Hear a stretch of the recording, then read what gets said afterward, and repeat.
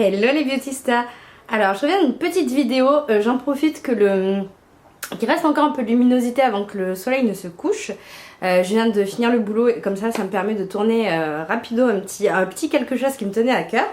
Alors j'espère que je vais pas te cadrer trop pourri, enfin je regarde dans le retour si.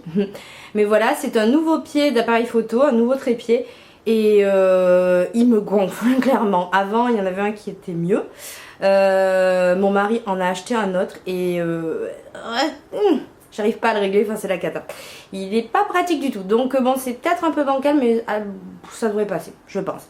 Alors je viens vous faire des petits favoris lifestyle pour vous montrer des petits trucs qui me plaisent en ce moment et qui sont un peu différents de...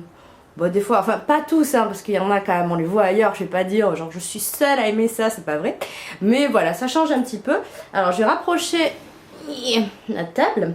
Alors tout d'abord, je vais essayer de le fermer, ce tumbler en métal rose gold, du plus bel effet, cuivré. Alors j'ai une passion rose gold, c'est cucu, tout le monde aime ça, ça fait très cliché, et c'est comme ça, que voulez-vous. Donc je vous montre sa taille, il est très très grand, je sais pas combien il fait en...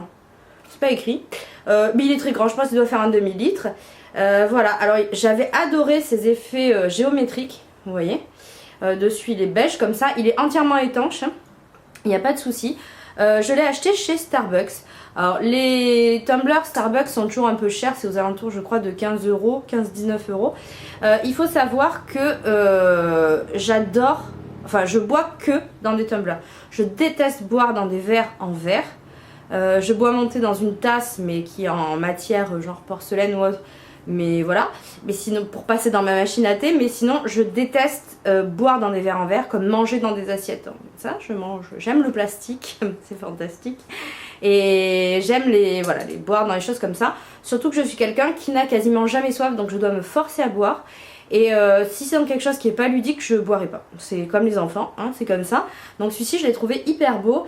Et concrètement je bois beaucoup plus parce que je me dis tiens je vais le finir. Et effectivement il a une belle contenance.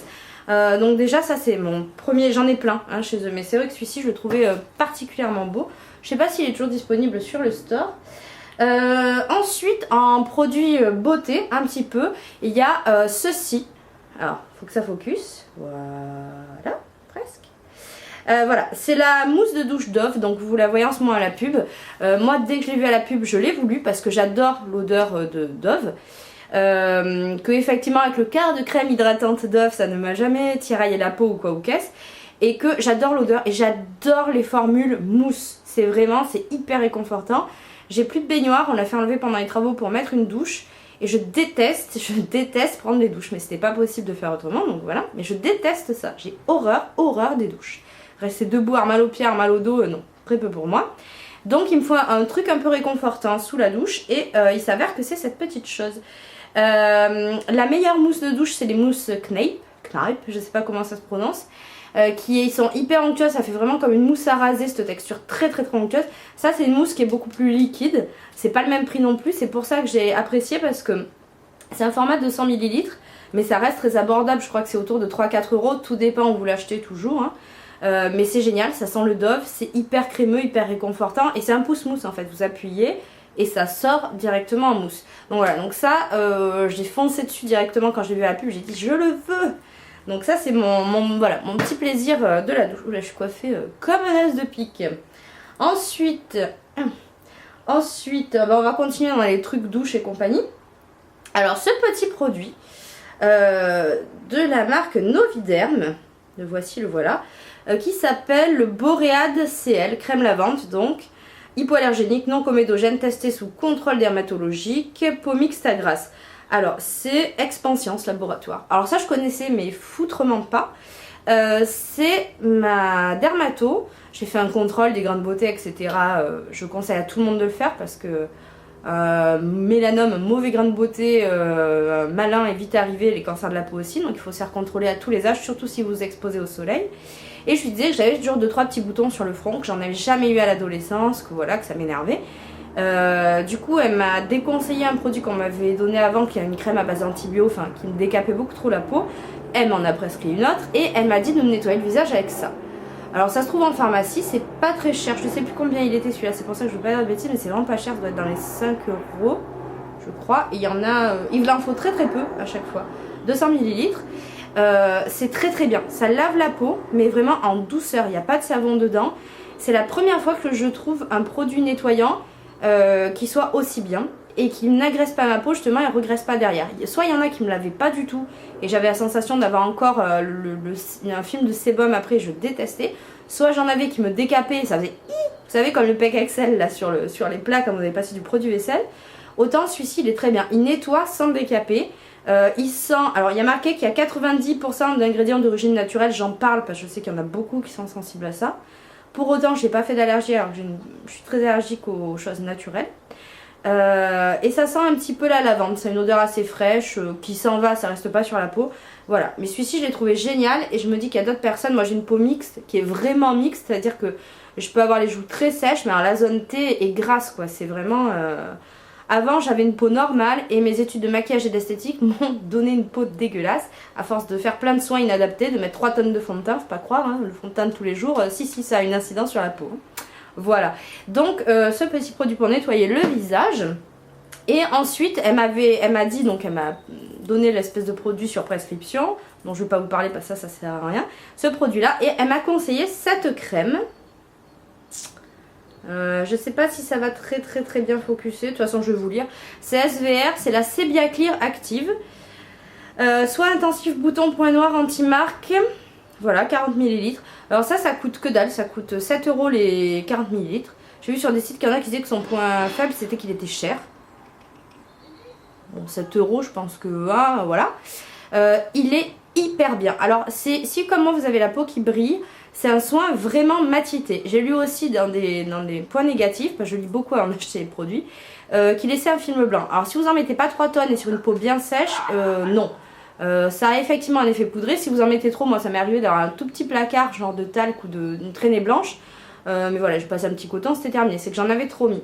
Alors ça c'est très bien parce qu'effectivement ça évite d'avoir des apparitions d'autres boutons. Ça matifie vraiment bien la peau. Pour autant, si vous les mettez sur des zones comme moi les joues, ça ne la dessèche pas. Ça c'est très important. Et alors un truc c'est que effectivement j'ai moins de points noirs. J'en ai sur le nez pas énormément mais voilà. Et je me rends compte que quand je veux les enlever, ils s'enlèvent très facilement par rapport à avant. Sachant qu'ils sont indurés chez moi, c'est-à-dire que les pores de la peau sont très resserrés, donc ils sont très compliqués à enlever.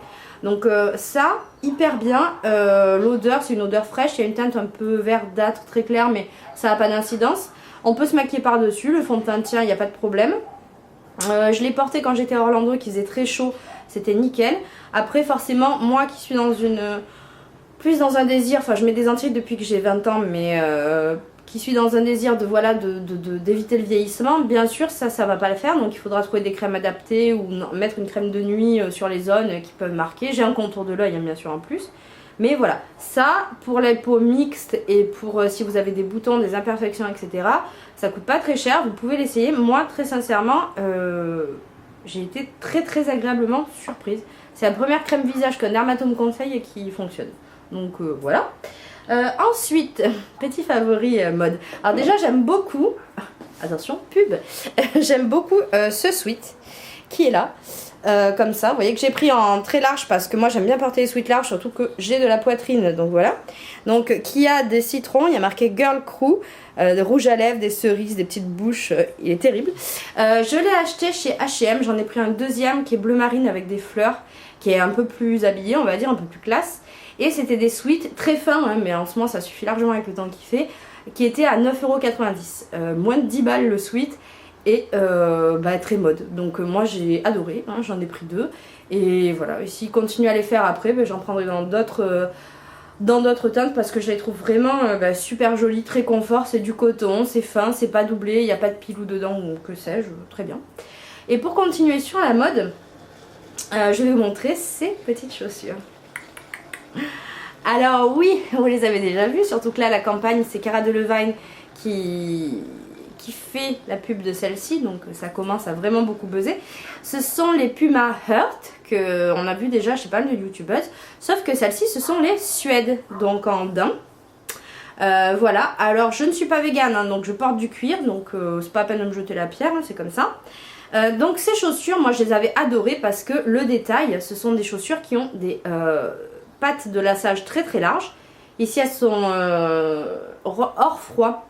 Voilà. C'est pas du doré, c'est vraiment or froid. C'est un... Voilà, c'est froid comme couleur, je ne vois pas que dire d'autre. Et elles ont des lacets en satin. C'est magnifique, c'est girly. Elles ont sont livrées avec une deuxième paire de lacets qui est en comme ça, qui est en des lacets plus ou moins classiques, enfin dans le tissage là, mais qui sont larges aussi, vous voyez, très larges. C'est ce qui fait très joli sur cette chaussure. Vous pouvez bien sûr les remplacer par ce que vous voulez, vous pouvez mettre des rubans de toutes les couleurs aussi.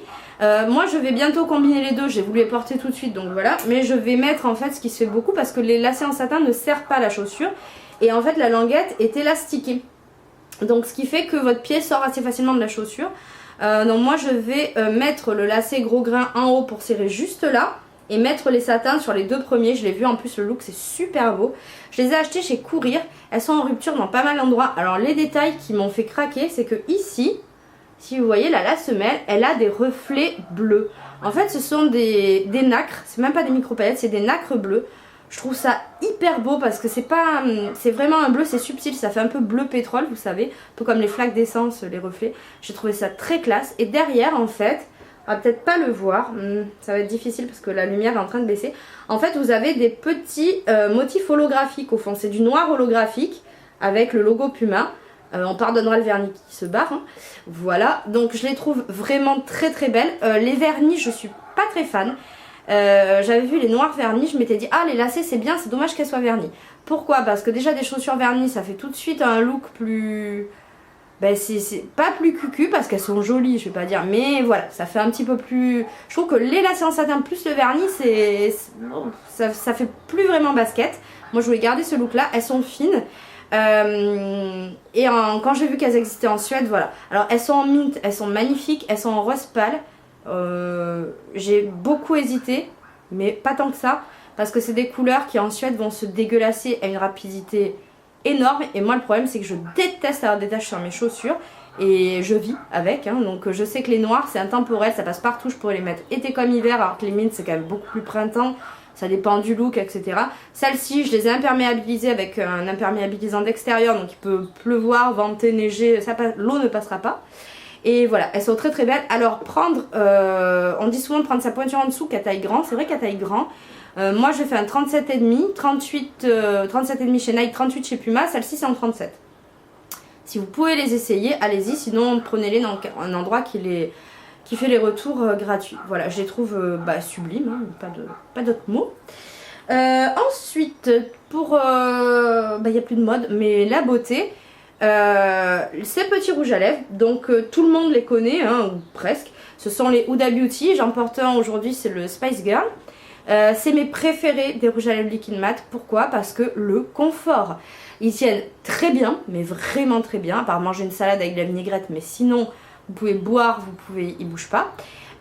Ils sont ultra confort. J'en ai trouvé aucun, à part les tartes que j'ai essayé aux États-Unis où je m'en suis acheté un, mais qui s'effritent plus par la suite. Mais ceux-là, le confort, on a l'impression de rien avoir. Et ce que je déteste dans les rouges à lèvres mat, c'est que les trois quarts, je vais essayer de m'approcher. Vous voyez?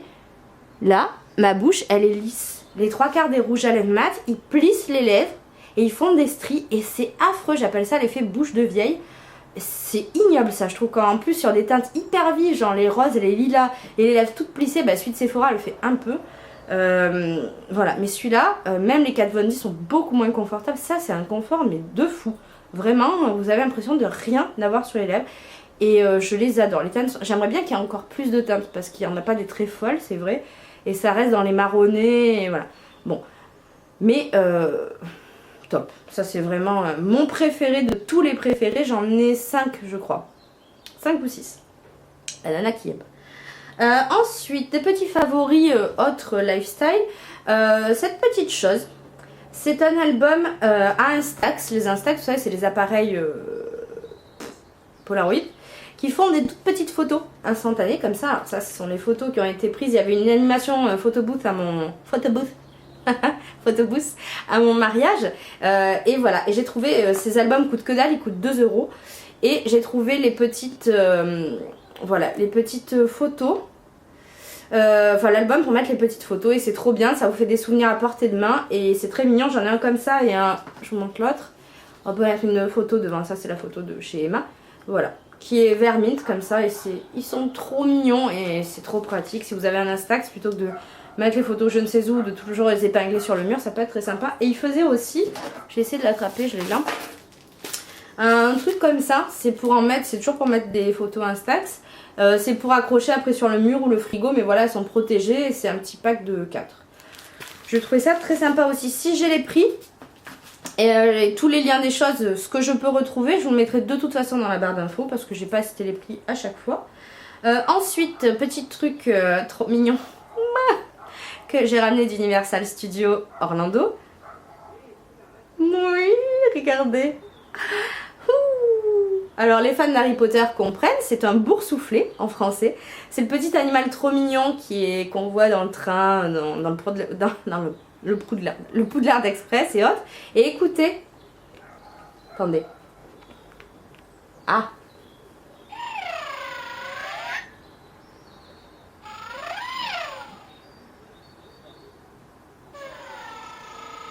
Il ronronne. Alors les piles sont pas changeables. Mais voilà, j'avais trouvé trop mignon. Ils en faisaient des plus gros, mais celui-ci c'est la taille du film.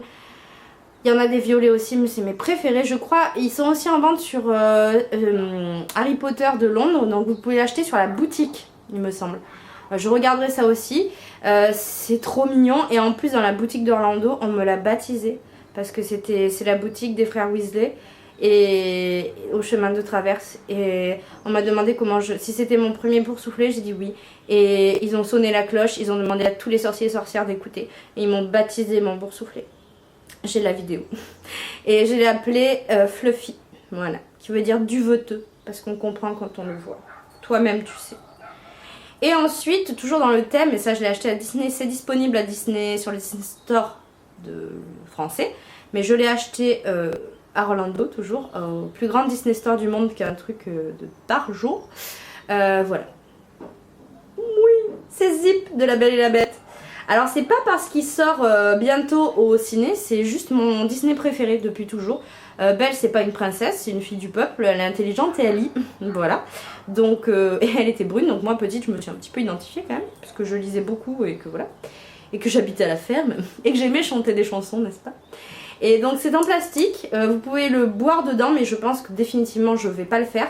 Parce que ses yeux sont, c'est pas peint vous savez, mais c'est dessus. Et j'aurais trop peur qu'en le lavant même à la main ça s'abîme.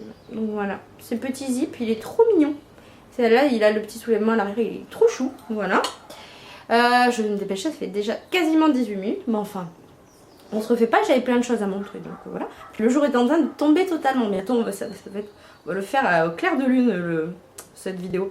En bougie en ce moment, alors il faut savoir que je n'achète plus du tout de Yankee Candle, je suis trop déçue. La qualité a complètement baissé, les grandes jarres ça sent plus rien une fois sur deux. C'est une catastrophe, donc foutre autant d'argent dans un truc qui sent plus que dalle. J'achète des tartelettes toujours parce qu'il n'y a pas de souci, et des melt cups dans les nouveaux bowlers Centerpiece, mais plus du tout de jarres, c'est juste les bougies quoi, les grosses bougies inutiles. Donc par contre j'ai découvert Woodwick, hein, que bon ça pareil, j'arrive après la guerre. J'en ai deux, j'en ai trois, mais l'autre est trop grosse pour que je vous la montre. Vous voyez, il y a des packagings qui sont très différents. Celui-ci est dans un verre ciselé qui est très classe. Elle est au chêne, elle a un couvercle en bois. Et celle-ci, alors celle-ci oui elle est au chêne, celle-ci c'est lin. Elles sont le linge propre. Voilà, et c'est celle les bougies qui ont la mèche en bois, donc ça crépite. J'en ai une très grande forme ellipse et c'est vraiment hyper agréable. Vous faites une soirée série, vous êtes sur votre canapé avec votre plaid, vous allumez ça, vous avez le crépitement du feu, enfin c'est génial quoi. Moi j'ai mis pour le 31 pour faire une ambiance un peu cosy, c'était hyper agréable. Et pour celles qui adorent les odeurs de lessive, sachez que la lin linen de Woodwick, collection galerie, c'est celle qui ont ce packaging là, ça c'est en métal, l'autre est en verre, sent vraiment la soupline, parce que les souplines américaines c'est très sucré comme odeur, c'est pas du tout des odeurs de propre qu'on a chez nous. Ça c'est comme si vous mettiez le nez dans certaines souplines senteurs frais ou dans un baril de lessive en poudre. Mais vraiment Ariel, Alpine fraîche et tout ça, c'est exactement cette senteur là. Donc si vous aimez les senteurs fraîches, allez-y. Elle diffuse du feu de Dieu, c'est aussi pour ça que j'en parle. Donc là même principe, vous voyez la mèche en bois, celle-ci je ne les ai pas encore allumées, la grande je l'ai allumée. Et c'est ça, alors pour chêne c'est une senteur un peu ambrée, un peu boisée, qui est ni masculine ni féminine mais un petit peu plus masculine, qui on dirait un parfum de luxe de, alors plus Shiseido parce qu'ils font plus pareil, mais de, comment il s'appelle, Serge Lutens, voilà.